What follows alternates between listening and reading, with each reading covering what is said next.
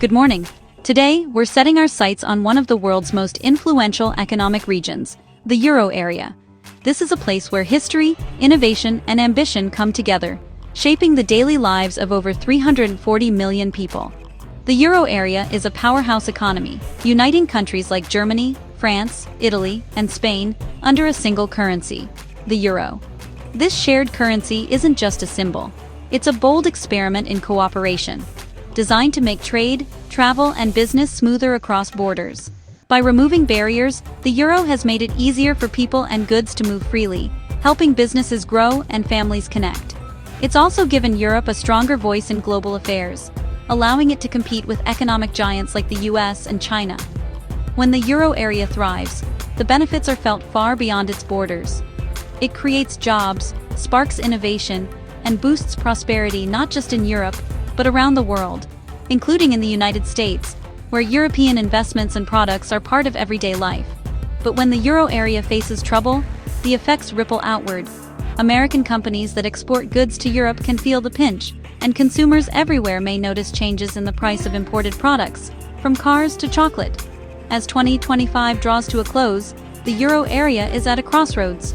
Growth has slowed, prices remain stubbornly high, and uncertainty is in the air.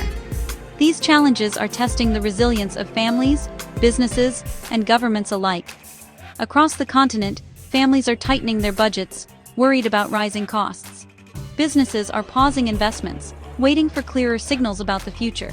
Policymakers are working overtime, searching for solutions that can restore confidence and stability. These aren't easy problems to solve, and the world is watching closely. Every decision made in Brussels, Berlin, or Paris can send shockwaves through global markets and affect millions of lives. That's why Bank of America's analysts, think of them as economic detectives, are tracking every development. They're sifting through data, watching trends, and trying to predict what might happen next. Their latest reports paint a sobering picture: mounting pressures, persistent inflation, and a sense that the road ahead may be bumpy. But they also highlight areas of resilience and potential recovery. Understanding these insights is crucial. They help explain why things feel uncertain right now and what might be coming next for Europe and for the world economy. So, let's break down what's really happening in the euro area and why it matters to all of us, no matter where we live. When Bank of America speaks, markets pay attention. Their latest analysis is blunt. The euro area's economic foundations are under strain. The main culprit? Financial conditions have tightened. Borrowing is suddenly more expensive and harder for everyone. This shift, which began after the European Central Bank's June meeting, is acting like an extra rate hike, slowing the economy even though official rates haven't changed much. The result? Economic activity is weak, and key indicators like business and consumer confidence are flat. The economy is stuck in low gear, with little sign of improvement. BofA warns that this stagnation could last longer than many hoped. The message is clear. The euro area faces a tough road ahead. Policymakers need to act fast. What does tightened financial conditions really mean? It's a phrase you might hear in the news or from economists, but it has real-world consequences for people, businesses, and entire economies. When financial conditions tighten, it signals a shift in how easily money flows through the system. Simply put, it's now harder and more expensive to borrow money. Whether you're buying a house, running a business, or even just using a credit card. Lenders become more cautious, and the cost of accessing funds rises for everyone. Banks are charging higher interest rates and demanding stricter qualifications. They might require more paperwork, higher credit scores, or larger down payments, making it tougher for many to get approved. This isn't just about central bank policy. Market forces, currency shifts, and real interest rates all play a role. Investors may become more risk-averse, and global events can quickly change the financial landscape. For businesses, higher borrowing costs mean delayed investments, postponed expansion plans, and sometimes even putting projects on hold. This can slow down innovation and growth across entire industries. And for small companies, which often rely on loans to survive and grow, it can mean fewer new jobs, layoffs, or even closing their doors for good. For families, it means bigger mortgage payments, higher credit card bills, and more stress about making ends meet each month. With more income going toward debt, There's less left for essentials like groceries, healthcare, or saving for the future. Everyday choices become harder. When debt payments rise, consumer spending falls, dragging down the whole economy. Restaurants, shops, and service providers all feel the pinch as people cut back. This cycle of tighter credit and weaker demand is a major drag on growth. It can lead to slower job creation, lower wages, and less economic opportunity for everyone. The squeeze is real, and it's being felt across the euro area. From big cities to small towns, no one is immune to the effects. That's why financial conditions matter so much. They influence not just the headlines, but the daily lives and decisions of millions of people. In the end, tightened financial conditions shape the everyday reality for millions, impacting jobs, homes, and the future of entire communities.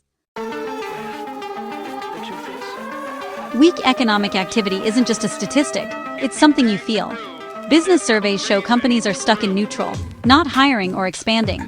For workers, that means fewer job openings and stagnant wages, even as living costs rise. Earlier in 2025, businesses rushed to get ahead of trouble, a burst of activity known as front-loading. Now, the economy is digesting that surge, leading to today's lull. When people feel uncertain, they save more and spend less, especially on big purchases. This caution feeds a cycle. Less spending means lower sales, which can lead to layoffs and even more caution. Policymakers are trying to break this cycle and restore confidence. But for now, the mood is cautious, and growth is hard to find. The challenge is to turn this stagnation around. That's the task facing Europe's leaders. Across the euro area, families are feeling the pinch of inflation like never before. Everyday essentials, groceries, fuel, and even monthly utility bills are all costing more, stretching household budgets and forcing many to make tough choices. The rising cost of living is a daily reality, and it's not just numbers on a page. It's the stress at the checkout and the worry at the kitchen table. September's inflation numbers came in higher than most experts predicted, surprising both consumers and economists. This unexpected jump is putting even more pressure on household budgets, making it harder for families to plan ahead or save for the future. But according to Bank of America, this surge in prices may not last. Their analysts believe the current spike is being driven by short-term factors, like supply chain disruptions and energy price shocks, that are likely to fade in the coming months. As these temporary pressures ease, the expectation is that inflation will begin to cool off, offering some relief to consumers. In fact, weak economic activity across the region is already helping to slow price increases. With less demand for goods and services, businesses are finding it harder to pass on higher costs to customers. When people cut back on spending, companies have little choice but to hold prices steady or even lower them to attract buyers. Higher borrowing costs, as a result of recent interest rate hikes, are also discouraging big purchases and new investments, further dampening overall spending. All of this should help slow the pace of price increases, making life a bit easier for consumers in the months ahead. But the European Central Bank now faces a difficult dilemma. Should it keep interest rates high to stamp out inflation for good, or risk damaging an already fragile economy by tightening policy too much? If inflation really is just a temporary problem, keeping monetary policy too tight could push the region into a recession, leading to job losses and business closures. Policymakers are truly walking a tightrope, trying to balance the urgent need to control prices with the equally important goal of supporting economic growth. The hope is that inflation will ease soon, allowing central banks to shift their focus from fighting inflation to nurturing recovery and growth. If that happens, policymakers could adjust their approach, making it easier for families and businesses to thrive again. For now, relief may be just over the horizon, offering hope that better days are ahead for households across Europe. Government decisions matter as much as central bank moves. Italy's budget deficit is improving, raising hopes it will exit the EU's excessive deficit procedure soon, a sign of better fiscal health. This progress boosts investor confidence and helps stabilize the euro area.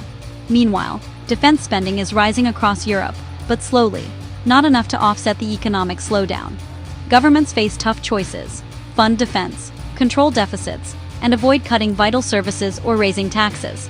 It's a delicate balancing act between security, growth, and fiscal discipline.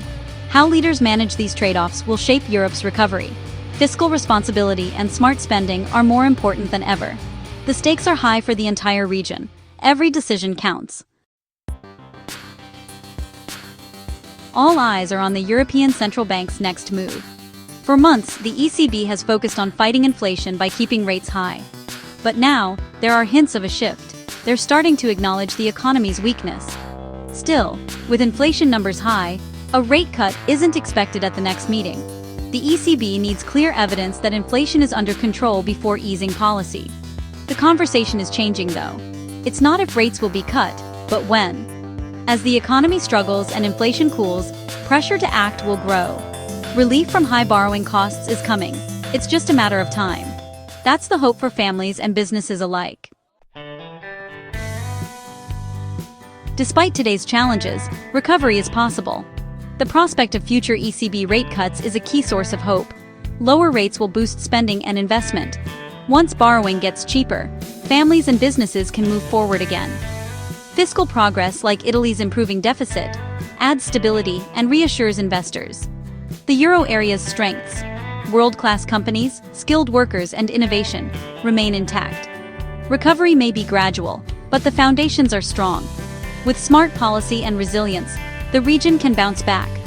The road ahead won't be easy, but brighter days are possible. The combination of monetary support and fiscal discipline is crucial. Europe's future depends on getting this balance right. So, what does all this mean for you? Right now, families are squeezed by high prices and a weak job market. The ECB's fight against inflation has made borrowing more expensive, slowing the economy. But experts see this as temporary. Relief is coming as inflation cools and rate cuts approach. The key is patience. The debate is shifting from how high will rates go to when will they fall. Economic policy shapes daily life, from job security to the cost of living. Understanding these forces helps you prepare for what's next. The path to recovery is slow, but real. With vigilance and smart choices, the euro area can return to stability and growth.